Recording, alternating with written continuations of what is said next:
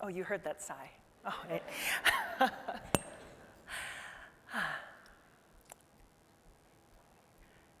You're different, he said, looking across his shoulder at me in the back seat of the car.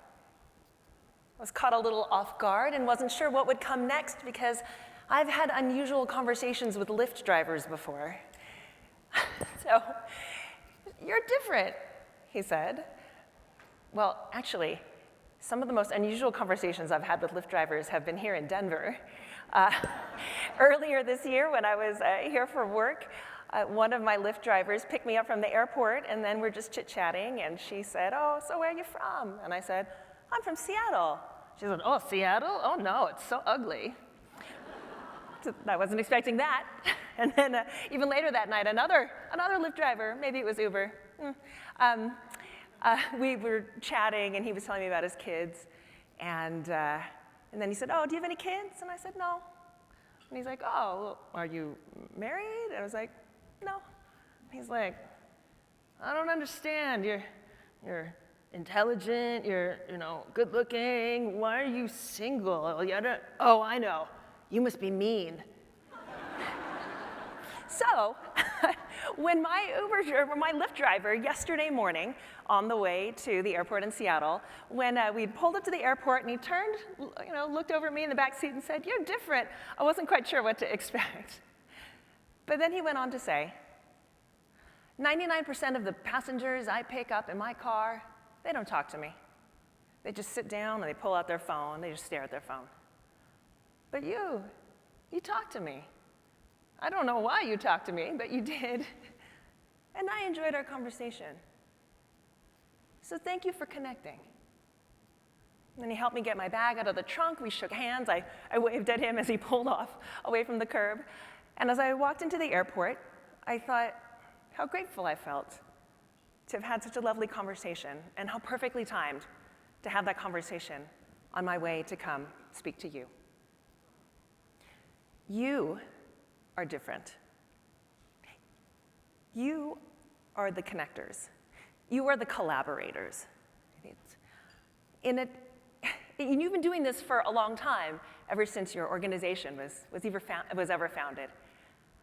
It seems like right now in our society, the emphasis and the value is not so much on connection, but about division and fragmentation, where for a variety of reasons, whether it's individual differences or political ones or technological isolation or cultural or you name it, everyone seems to be really entrenched in their silos, that word we love to say, and yet is pretty evocative and true. Everyone seems to be focused on emphasizing disagreement instead of connection. There's a doubling down on the calling out and a digging in of position. But that's not what you are about. You're different. I love that it's built into your name.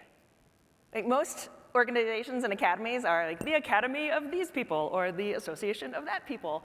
But you guys are like, no, we're going to do it a little different. We are the Collaborative Family Health Association. You just packed that value right in there as part of your goal. And I've been thinking about that word a bit, collaborate. You know how if you look at a word for too long, it sometimes looks a little weird? Like any word, right? Look at the word the. If you look at the word the long enough, you're like, what is that even? It loses all meaning. But there's other words that if you look at them long enough, they actually increase their meaning. And collaborate is one of those words. Maybe I was tired, but I was just staring at that word for a while. Collaborate, co-labor, co-laboring. It's right there. The image that popped into my mind was of two people working side by side doing manual labor, like digging a trench or framing a building or something like that. Now I know that you are not literally in the trenches, although sometimes it probably feels like you are in a metaphorical trench, doing some really hard work. You're co-laboring. You are working together to build something. And that's the emphasis, that's the reason why this organization exists at all. And that effort of collaboration is exactly the same as improvisation. Now, some of you may be wondering what this improvisation thing is. at all, but some of you have some familiarity with it. And I was just wondering, has anyone here ever seen any improv show, whether on TV or on stage? You raise your hand. Oh, a lot of you, that's very exciting. Yay, great. Has anyone here ever performed improv? So many, this is very exciting. And who here has taught improv? I know there's at least a few. That's right, I see you. Excellent, thank you. There are also some of you who are like, I still have no idea what you're talking about when you say improv. And that's great, that's why we're here today, to talk more about that. I know there's even some other people of your colleagues who looked at the word improvisation and said, I am not even going to go to that this morning, and they're not even here in the room. And that's okay too. I understand, because when I first started doing improv, I had no idea what it was or what it meant. But I'd like to share with you today about what I think it is. First, I'm going to check my notes, because some things you improvise and some things you don't.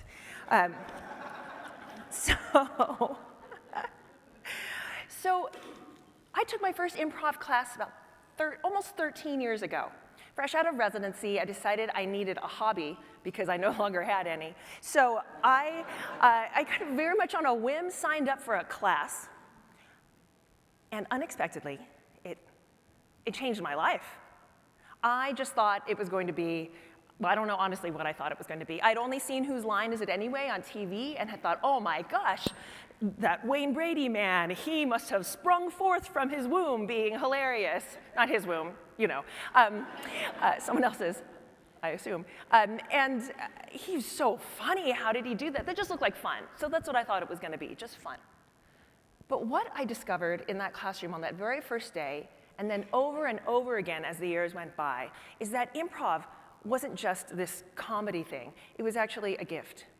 It was a gift that ended up completely transforming my life as a physician, as a teacher, and really as a human being. And I became so impassioned by improvisation that I changed my life around to be able to do more improv as a performer and as a teacher, and to be able to come share that work with you. One of the things that I learned in that class was what improv is not. So I want to dispel a few commonly held misconceptions about what improv is and is not. So one thing that improv is not the same thing as stand-up comedy. It is a common misnomer and unfortunate that many stand-up comedy clubs are called the Improv. Oh well, just perpetuating the misunderstanding. Stand-up comedy is one person, microphone, bottle of water, sometimes a stool, and I don't know why, telling jokes that they have scripted ahead of time.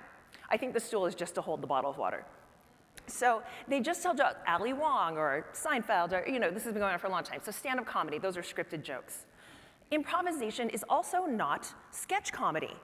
Like the short, funny scenes like you'll see on Saturday Night Live. That's probably the place where we see them most. I think last week they had a sketch about the Democratic debates with Lin-Manuel Miranda playing Julian Castro as the Latin Obama, right? So that's like a sketch comedy. But improvisation theater is neither of those things.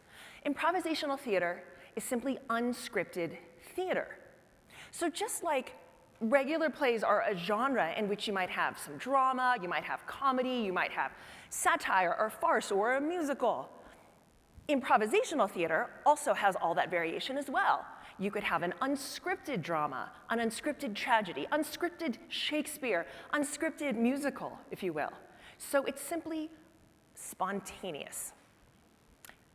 Improvisational theater is spontaneous, but it is not random.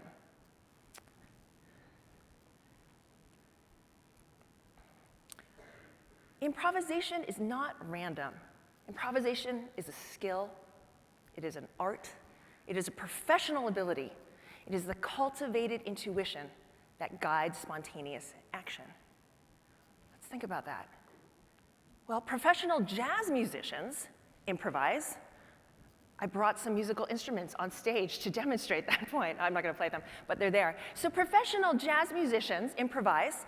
They don't walk on a stage and then randomly start pounding away at the drums or the keyboard like a 2-year-old might, or like that dog on the video I keep seeing on social media. That's random. Professional musicians improvise because they have cultivated elemental skills such as rhythm and melody, harmony, counterpoint, theory. They know the repertoire, they know patterns, they know how to combine all those honed elemental skills into new combinations to create something wonderful when confronted with unexpected events and challenges.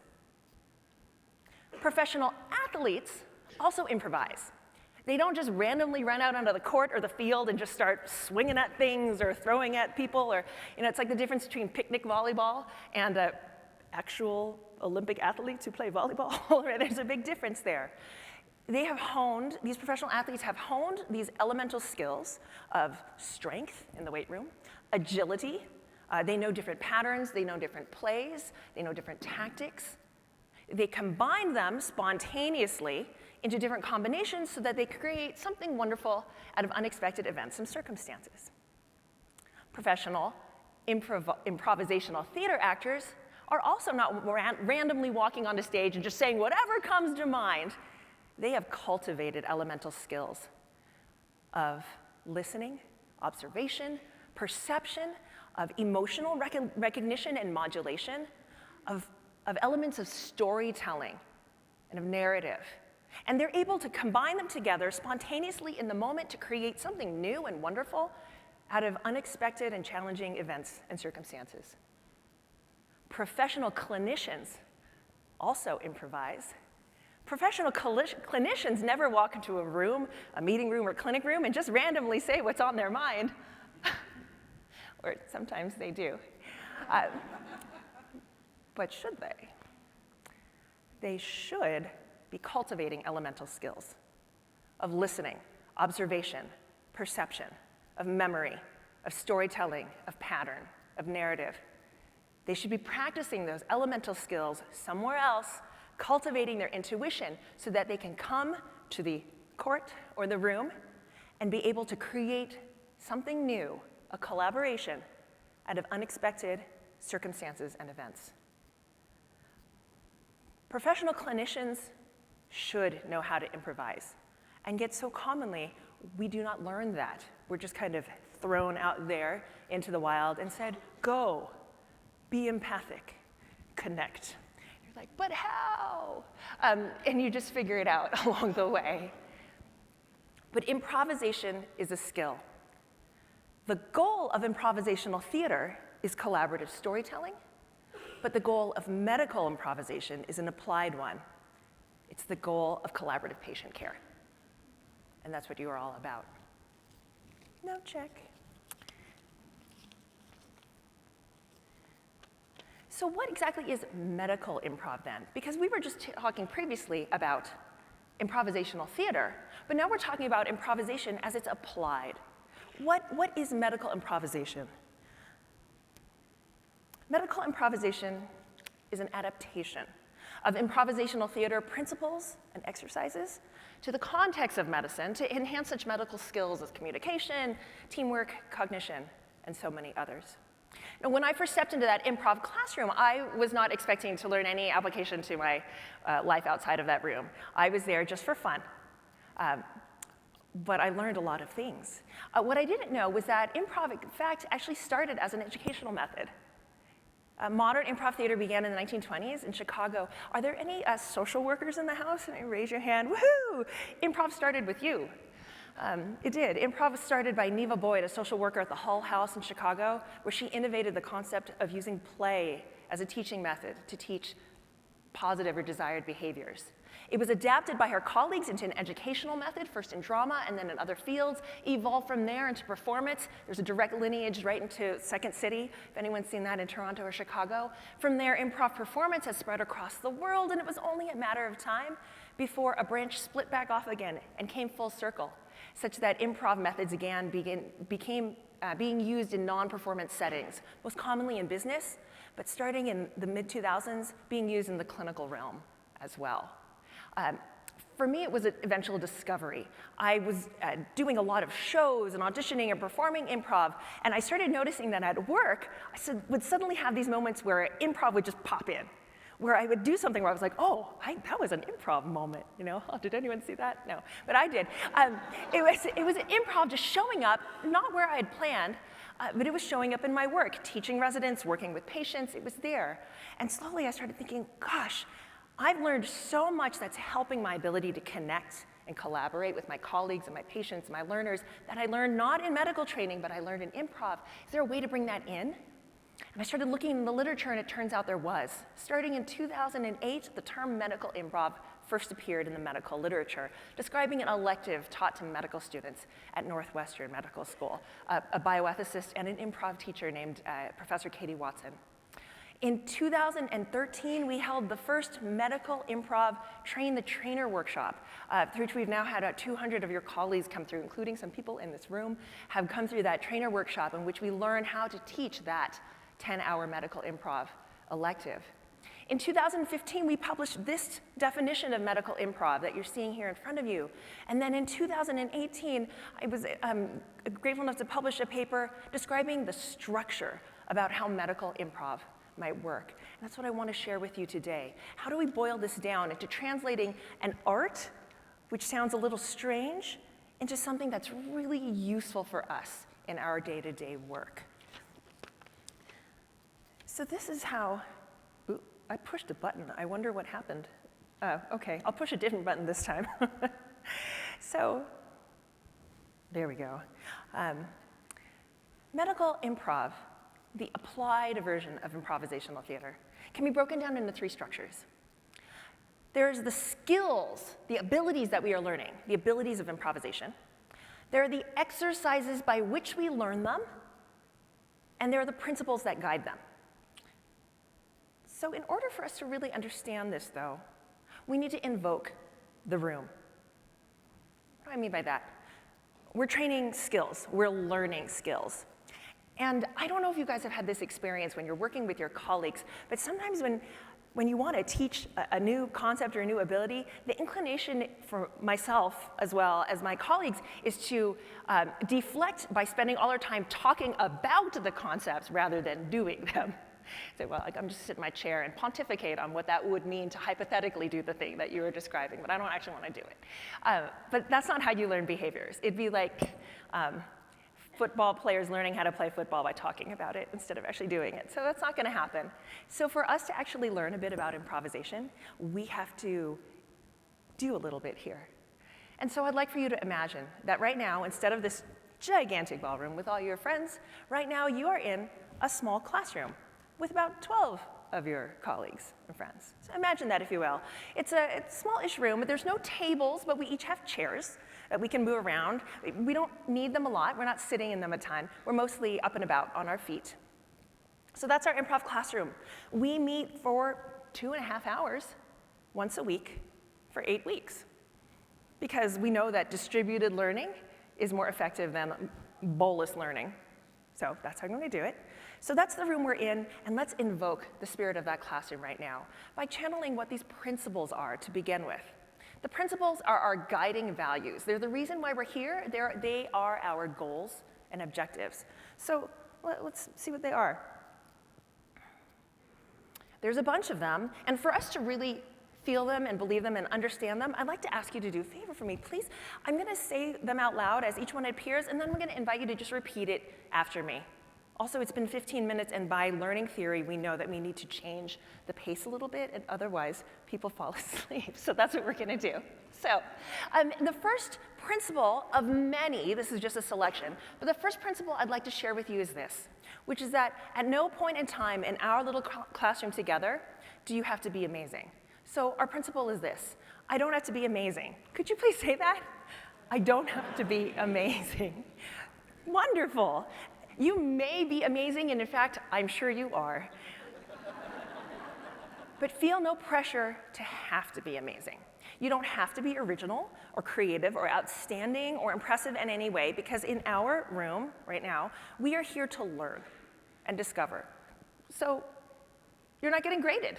You're not getting evaluated. We're just here to learn. I don't have to be amazing. Our second principle is this: I know everything I need to know. Please say it.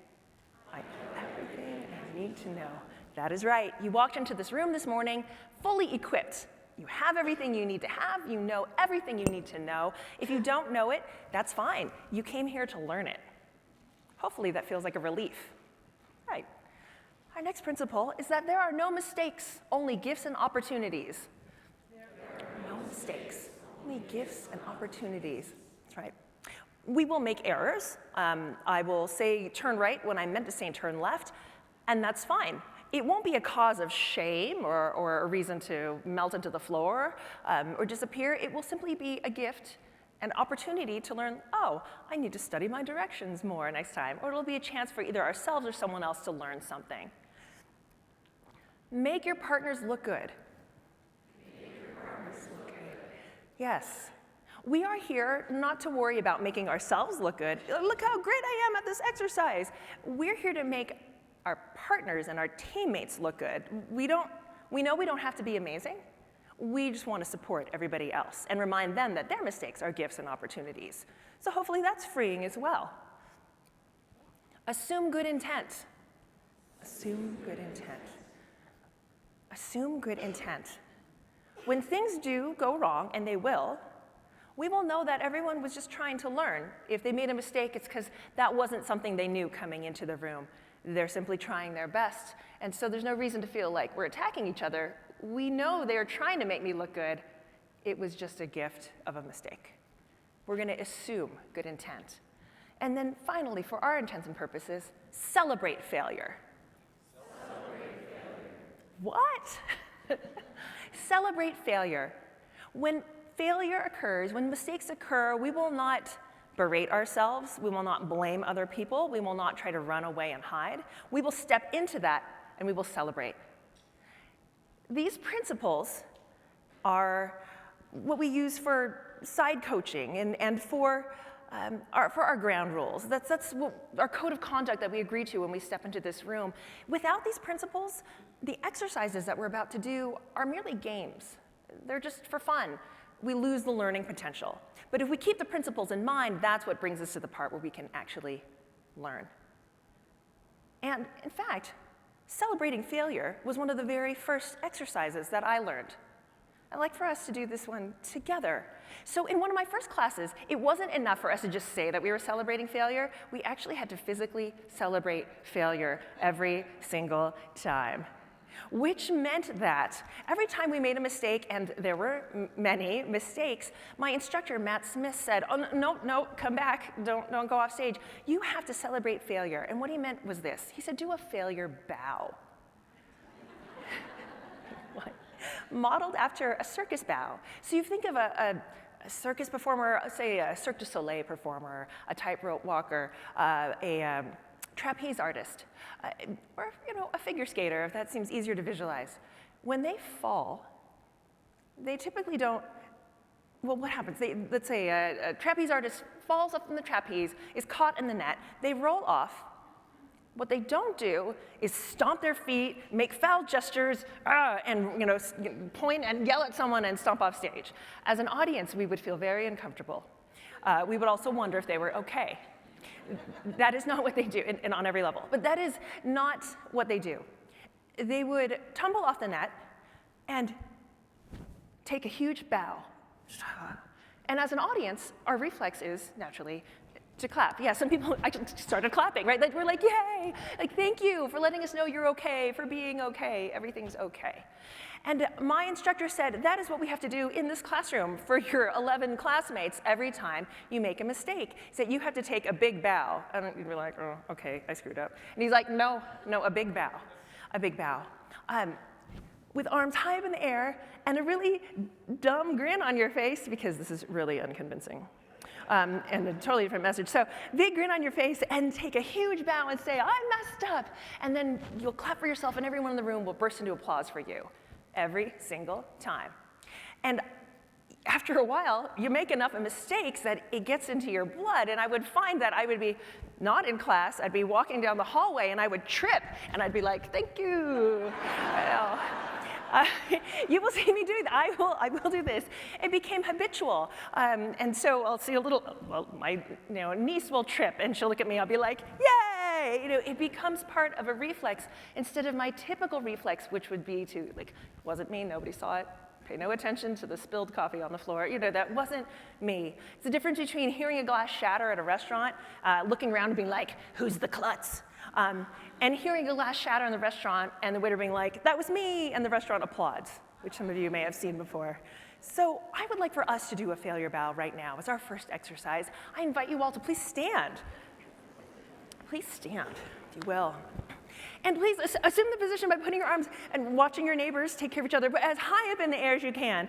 And then on the count of 3, we're all going to take a huge bow with a big grin on our face, and we're going to yell at the top of our lungs, "I messed up!" Or any verb you choose, because if you yell loud enough, no one can hear you. So, and I messed up. And on the count of 3, we'll do that. Ready? Oh, even better, I have an idea.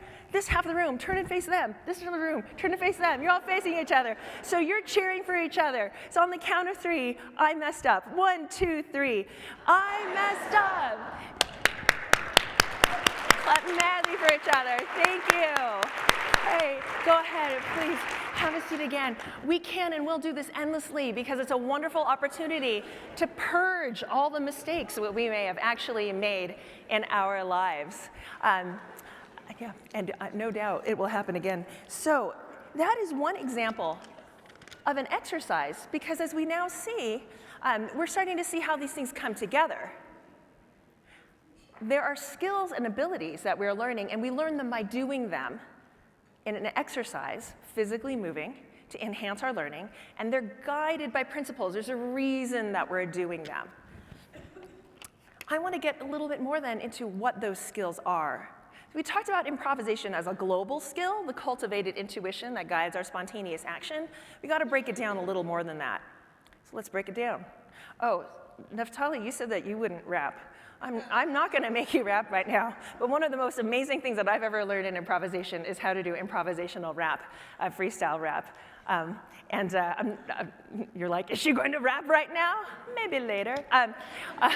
That's not on my notes. But when Naftali said it, I was just delighted by that. And the reason that's important, a colleague, a nurse in Arizona once asked me, she said, I was thinking of taking this improv rap class, but I wasn't really sure that really served our purposes of patient care. I said, it does.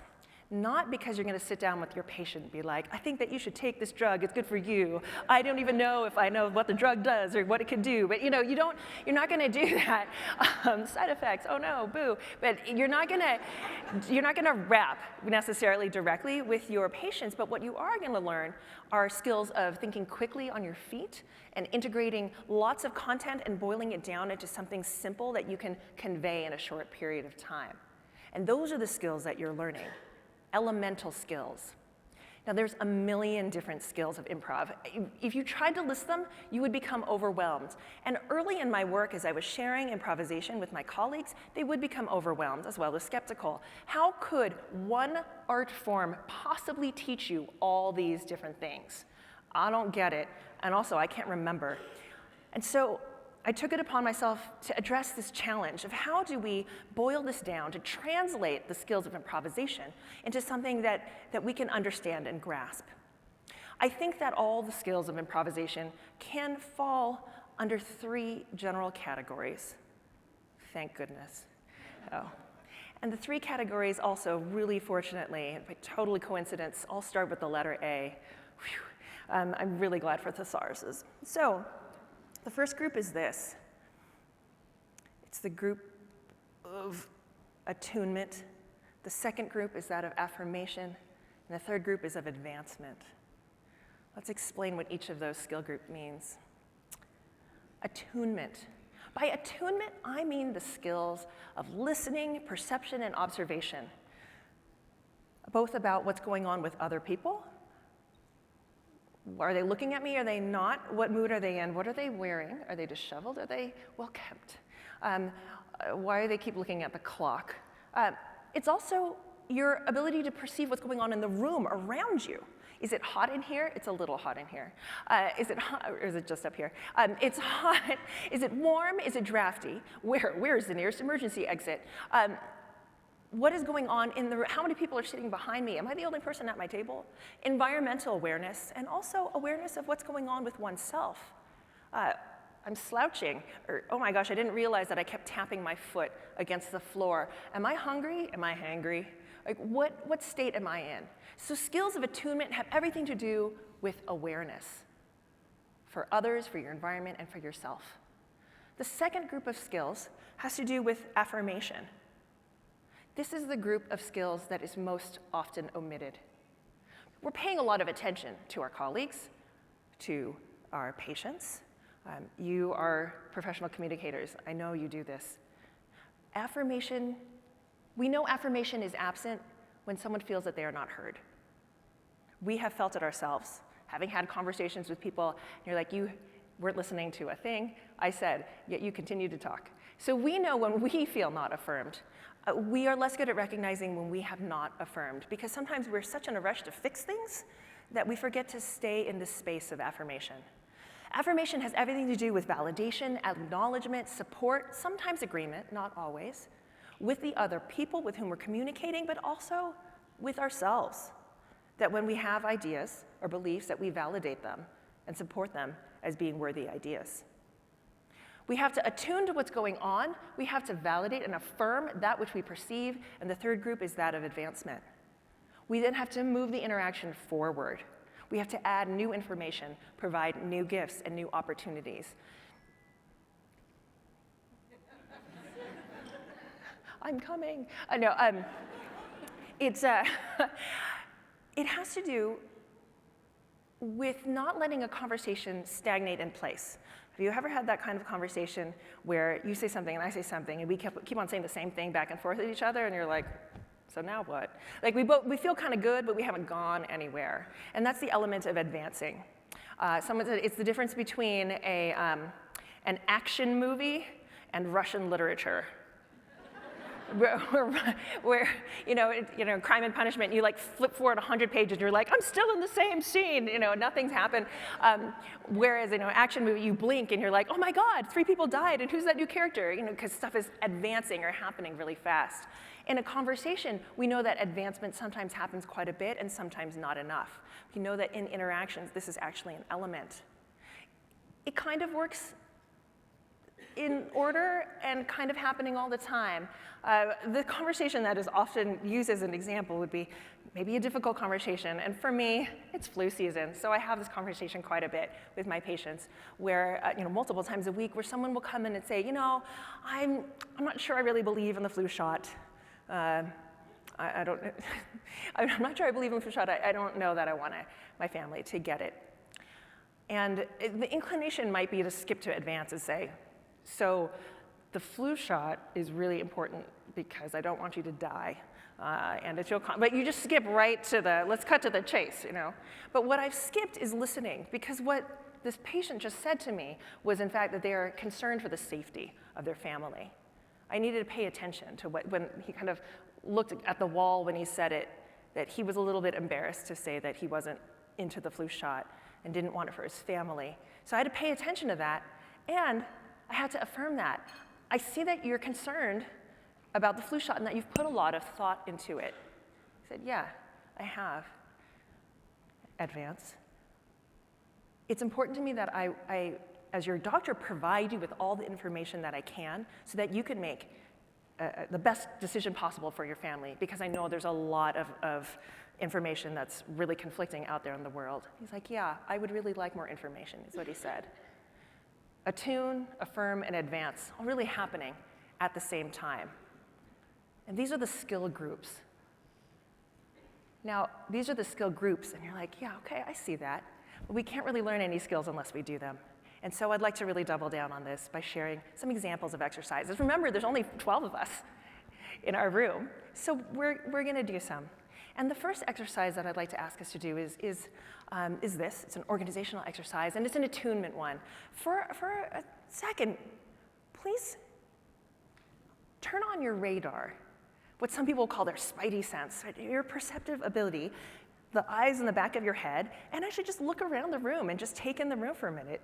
And notice the people around you, attune for a minute. Like, you are in a room, there's a lot of people here, where are you? Thanks, just kind of heighten that. And what we're gonna do is we're gonna do a 3-second challenge.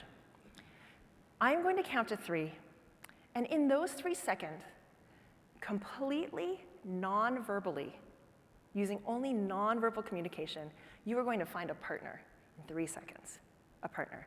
No words, just nonverbal communication, but otherwise totally silent. I know that of all rooms, you guys can do this. Totally silent, you will find a partner, and if, as I'm approaching 3, you see that there's someone around you who doesn't have a partner, pull them in so that they can be in your group of 3, although we're shooting for partners. Does that make sense?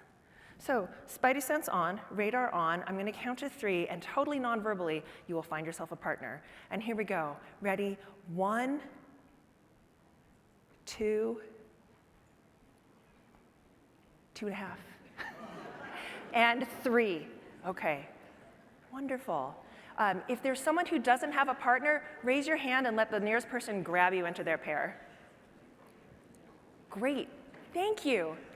You've done it already, practicing these skills of attunement, and it's a mental state that you might not have otherwise have been in.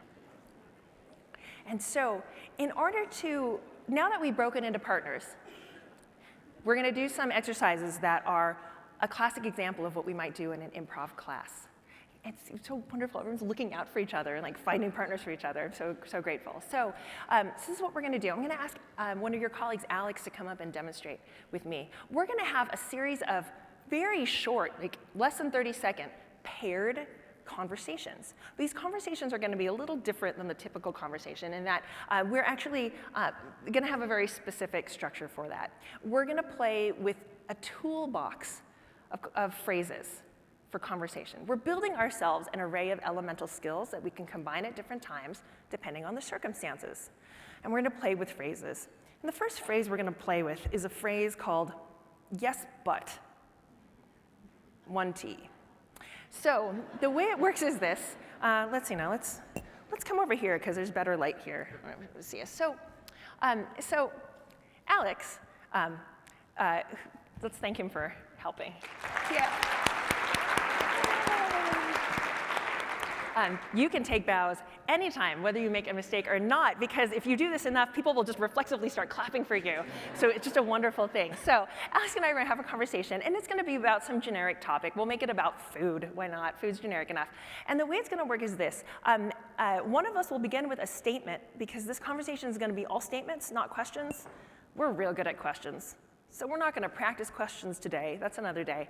We're just going to do statements. Harder than you would think. So just statements. We're going to go back and forth. One person will start with a statement, and every response thereafter will begin with the same phrase, yes, but. So we'll demonstrate. Would you make a statement, any statement about food? Sure, and can you hear me? Can you hear him? We might be doing close talk here. Oh. This is he's making me look good. Thank you. Thank you for the microphone. Thank you. Thank you. Thank you. Thank you. Let's see. So Belinda, I absolutely love sushi. Yes, but the public health department wants you to know that consuming raw food can cause illness. Yes, but it's so delicious and healthy for me. Yes, but it's largely, they're serving you unsustainable seafood, and we're depleting the tuna in the sea. Yes, but it's so pretty on my plate, and it's really a form of art. Yes, but but that's really short. Anyway, you get the idea, you know. So thanks. So with your partner, I would like for us all to try having a brief conversation in which one of you, let's see now, look at your partner and figure out who has longer hair. The person with the longest hair. The person with the longest hair is going to go first. Someone went to go find someone with shorter hair. So, and that's the end of the talk. So the person with the longest hair will go first. They will offer a statement, and then every response thereafter is yes, but, yes, but, yes, but, yes, but. Your topic is not food. Your generic topic on this is weather. Any statement about weather. Okay? Please try. Go for it. Yes. Then we'll do yes.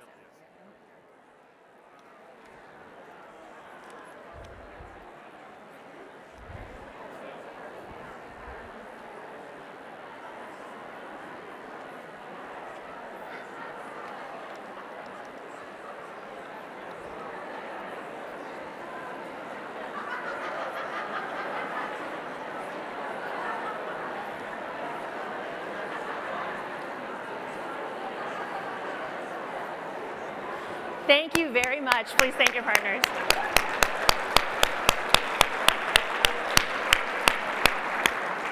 Oh, I see so many failure bows out there. Thank you for doing that. Good. It's also exercise. So thank you for having those conversations, the yes, but conversations with each other. I'm just asking from the crowd, what was that experience like? What feelings did you have in that conversation? Any thoughts? I'm sorry, nervous? Why were you nervous? She said she felt nervous because she was afraid she couldn't say something that the other person couldn't respond to. Do you feel like you could always respond? Yes, but. Yeah. I felt also that I wanted to agree, but I got stuck because I was like, yes, but. So she was saying she wanted to agree, but she felt forced to disagree because the phrase yes, but is intrinsically disagreeing. I see some nodding heads out there. You said yes. You didn't really mean it, because you said but, and all you hear is but, right? All you hear is but. Any other thoughts on that you want to hear? Yes, ma'am. You felt defensive. Hearing yes, but said to you, you felt defensive. Did anyone else feel on guard? Great. Did anyone find that fun and find it really easy to yes, but? Yeah, me too. I could yes, but for days. So this is really revealing for me that I was like, oh, I can yes, but for days. I didn't know I was making people feel defensive. So that was my light bulb moment when I learned this in improv class. Hold those thoughts, because we are going to do the same structure, but with a different phrase. In your tool belts of potential ways you could respond to someone in the moment when you don't know what to say, is you could say, yes, but. And many of us, including myself, are quick to reach for that tool. It's like we went to Home Depot and we were like, oh, so many tools. I'm overwhelmed. I'm just take this one. And I don't care what situation I'm in, I'm just going to use the same tool over and over again. So yes, but all the time. But there's other tools on that shelf. Alex and I are going to have a similar structured conversation that we're going to stick with food. You won't. And in this conversation, I'll start with a statement this time, and Alex will respond with yes, and. And I'll respond with yes, and. Yes, and. We'll try that. Okay, food something. I try to eat protein in the morning, every morning. Yes, and there's so many great choices that you can have for proteins in the morning. Yes, and I have been exploring different ones and have discovered that smoked salmon is filling and has 0 Weight Watchers points. Yes, and I love smoked salmon over hash. Yes, and shredded fried potatoes are also a favorite breakfast item of mine. So we could go on and you see, I was assuming that was the kind of hash to which you were referring. So, thanks. Yeah, you can see we did not practice that. So with your same partner, if you could please have a yes and conversation, the other person, please start with a statement about hobbies. Any hobbies, any hobby, and then yes and, yes and, yes and. Please go.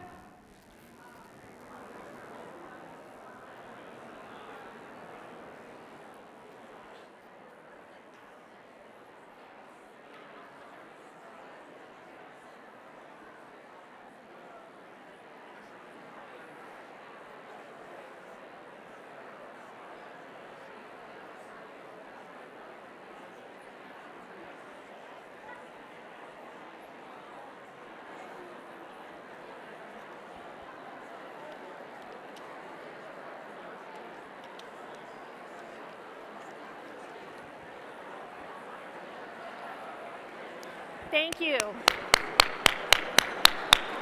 Thank your partners.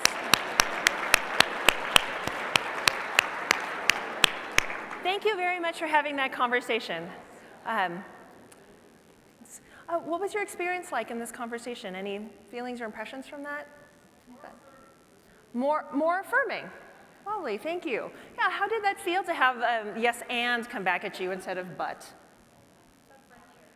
Friendlier, easier, wonderful, more open, and creates a possibility. of expansion, where but is more of a smackdown.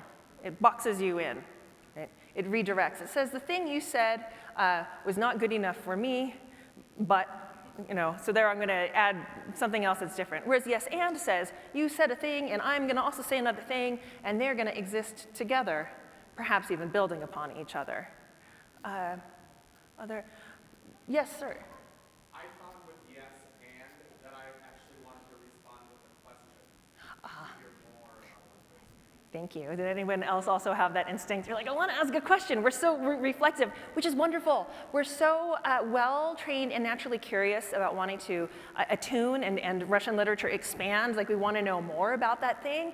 And so it behooves us to practice different ways of expressing that curiosity and different tools, because we've got a lot of question tools, but maybe not as many statement tools. So this improves our ability to say we can connect actually through a statement by adding a little bit of ourselves as well. Now, did anyone get caught in the situation where they said yes and to something that they actually disagreed with? Did that come up at all? And some people were like, yes, but I'm not going to raise my hand. So that happens, and that is great, because that brings up the really critical point that affirmation is not the same as agreement. Who here has even had heard the phrase yes and before coming here? Yeah, it's out there in the world, and it's often out there in the world used incorrectly. You are now going to use it correctly. You're going to share with the world. You're like, actually, yes and is. So yes and is a proxy for these skills of attunement and affirmation and advancement. It's incorrectly used because people often think it means you have to agree. What you are doing is just affirming the reality of the person with whom you're communicating. So if someone says, I don't believe in the flu shot, and I'm like, I just learned at this workshop, I'm supposed to say yes and. How am I going to agree with that? Like, that just feels wrong. But it's not about agreeing and say, yes, no one should believe in the flu shot. It's saying, yes, you have concerns about the flu shot and don't feel like you have enough evidence to make that choice for yourself, and I'd like to provide you with really quality evidence so you can make a good choice. See the difference there? So that's a different tool in your tool belt, but we would get strange looks if all we ever said with every sentence we said was yes and. After a while, it gets a little awkward. This is just an exercise. So I want to give to you yet another tool and another example of a sentence phrase that you could have in a conversation that embodies these improvisational skills. So Alex and I are going to have the conversation. This one's a little bit wordier. Alex is going to make a statement about food, again, and every response is going to start with a whole big phrase, and the phrase is this: I appreciate you said that because. Ooh, it's a mouthful, right? Actually, let's just all say that to get in our heads. I appreciate you said that because. One more time. I appreciate you said that because. Great, thanks. So store that in your pocket. Try that tool out. It will look like this. Start with anything about food. I love stuffed empanadas. I appreciate you said that because I got to travel to Puerto Rico earlier this year, and I learned that empanadas are a very similar pastry, is a really important part of their food culture. I appreciate you said that because there's so many opportunities when visiting another country to learn about their food and how that is a part of their culture. I appreciate you said that because as many conversations that you and I have had over the years, I don't think we've ever really talked that much about travel. I appreciate you. Oh.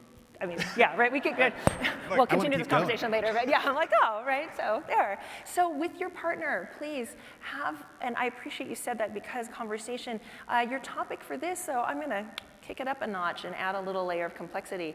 The statement that you begin with describes some kind of pet peeve, something that you feel strongly about.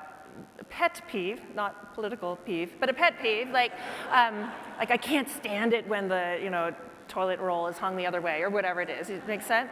I appreciate you said that because, I appreciate you said that because. Please.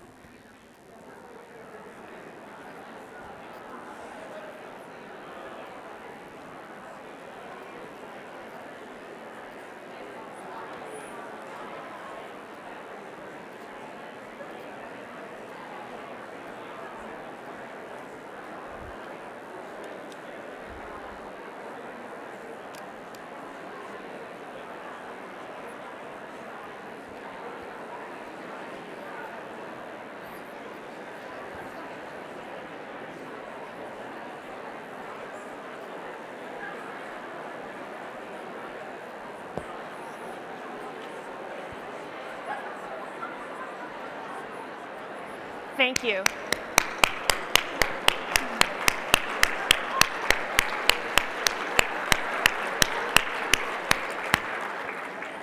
Thank you for having that conversation with each other. I'm delighted that many of you would like to continue that conversation. And so, a question for you. This is a totally different tool. It's a little more elaborate. It has a few widgets on it that the other tools didn't. How did that tool feel in your hand? Yeah. Felt like it built cohesion. It built cohesion. Yeah, thank you. Yes. Realistically helpful in real world scenarios with people who you don't agree with or have perhaps misinformation and you cannot yes and stuff. Thank you. So you're like, I could use this in my real world thing outside of the workshop classroom, where somebody says something with which you disagree. You say, I can't, yes, but that's confrontational. Yes, and feels awkward. So, I'm going to use the I appreciate tool. Because it does a few different things. It doesn't take away what they just said. It also forces you to come up with a reason why you appreciate them. Because you're like, I started saying it, I appreciate you said that because, oh shoot, why do I appreciate them? Got to come up with it by the time I finish talking, because it buys you a little bit of time and it directs your brain to a place where it might not have otherwise gone. And if we're practicing different places, different versatility for our cognitive processes, why not pick a place of gratitude that can actually bring us to a place of greater connection? Now, if you said that every single time you spoke, after a while people would be like, but do you appreciate me? Right, so we can't use the same tool every single time. We need a toolbox. And this is just one example. This is Improv 101, Improv 100. That phrase, I appreciate you said that, is derived from an improv phrase where you would say, it's important to me that you said that, which you might also use in your toolbox, in which you do a whole scene in which you always respond with that phrase. What we've done today, you would do in the first day of improv class.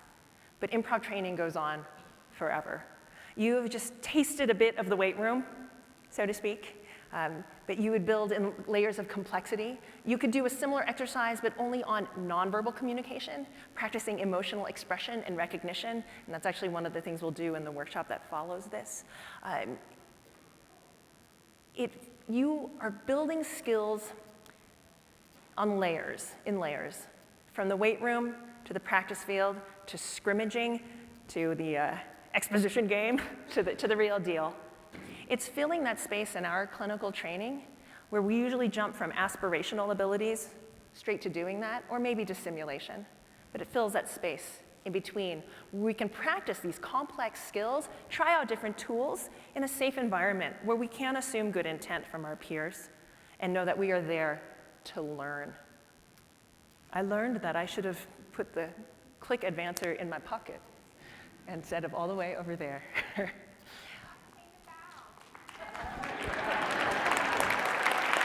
you.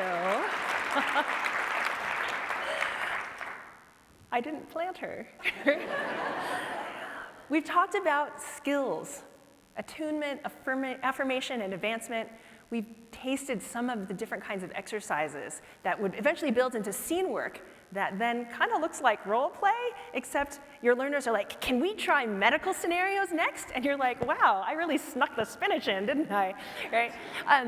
We learned how exercises can actually be a playful way to learn skills, and we saw how principles are embodied in what we do and how we learn these skills. So how do we use them? And one of your colleagues said, I can see how I could use this in real life scenarios. Well, which real life scenarios? The ones that involve people, which is all of them. There are so many there.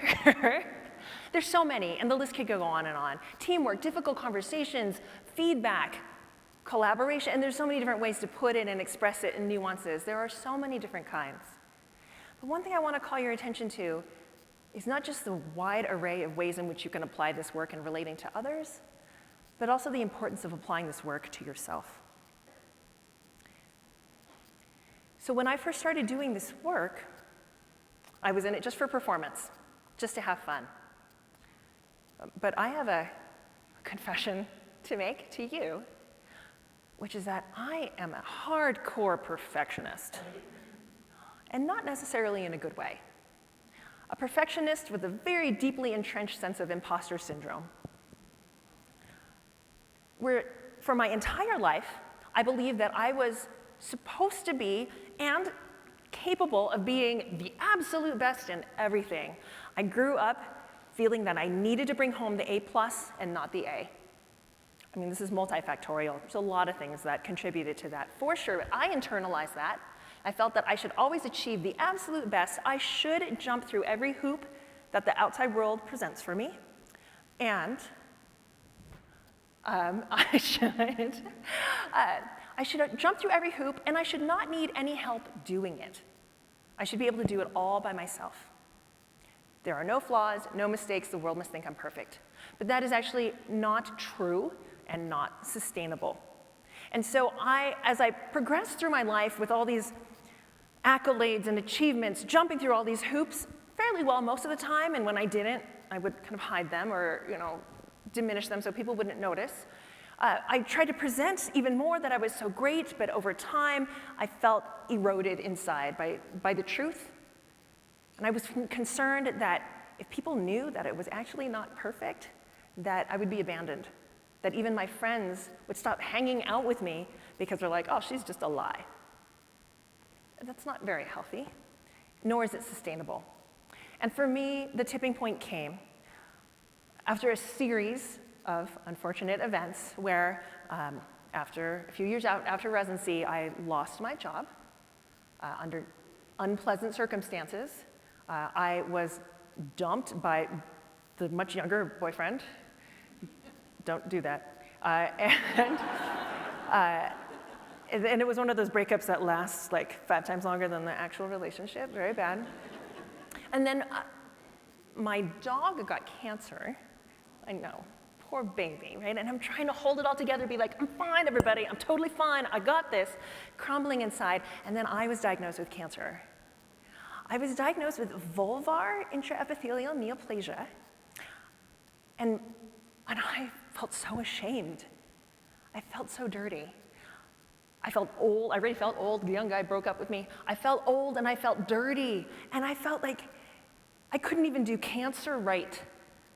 That's how bad the imposter syndrome was, because no one talks about the vulva, right? What's a vulva anyway? People talk about vaginas. Vaginas have nicknames. Like vag, like people talk about it like it's your friend, There's vagina monologues. There's no vulva anything, just misunderstanding. And it wasn't even a cool cancer of a body part that people can see, like breast cancer, which has a 3-day walk and a pink ribbon, right? Like it's kind of cool. Like this is how twisted my thinking was. I had an uncool cancer in a dirty body part. And to make matters worse, cue the dramatic lighting. To make matters worse, I thought this was even inadequate cancer because it wasn't even that severe. It wasn't gonna kill me. Like it wasn't like a brain tumor. They had to crack open my skull, It was this, I just needed one surgery and then it was fine. So why was I making such a big deal about it? Why was I crumbling and falling apart at the seams? I couldn't even do cancer right. I told myself I had fake cancer. My therapist also was like, ooh. So that's how bad the imposter syndrome was. And and it's taken many years for me to be able to talk about it and say vulva in public. But at the time it was devastating. And I don't know that I would have survived if it were not for improv. Because in my darkest moments where I was not sure I could face another day with the world knowing that I was imperfect and incapable and that I needed help, improv helped me take a failure bow. Now, there's a lot of versions of failure bow. I didn't pop up from my bed and be like, I'm a mistake! I did not do that. I had no energy to do so. But there's many versions of the failure bow. There's a professional failure bow. If you're getting tough feedback at work, you can simply straighten your shoulders and say, thank you.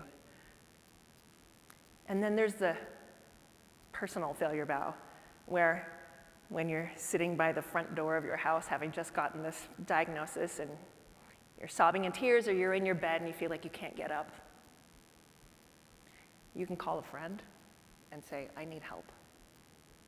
And they will not burst into applause, but they'll come get you and they'll pick you up and help you keep going.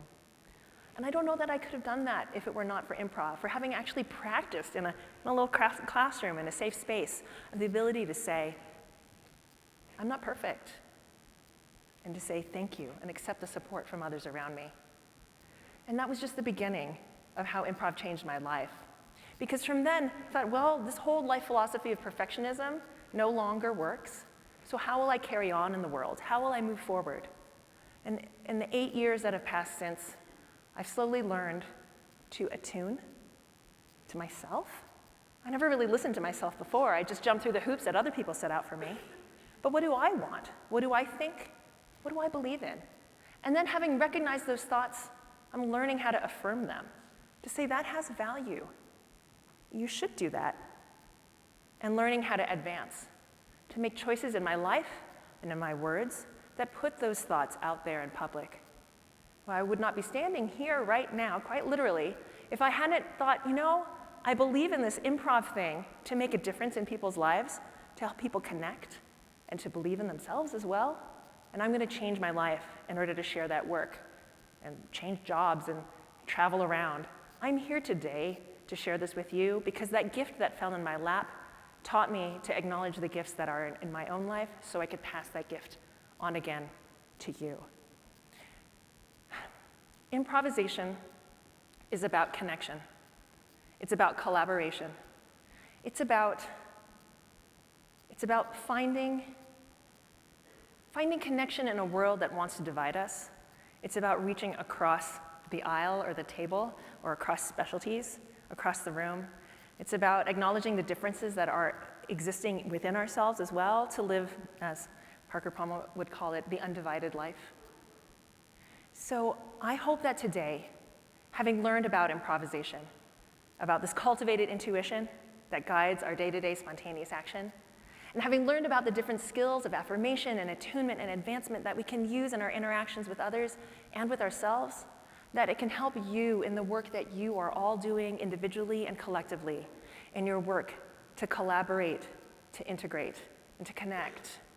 Because you are different. You are the connectors. Thank you for connecting us all.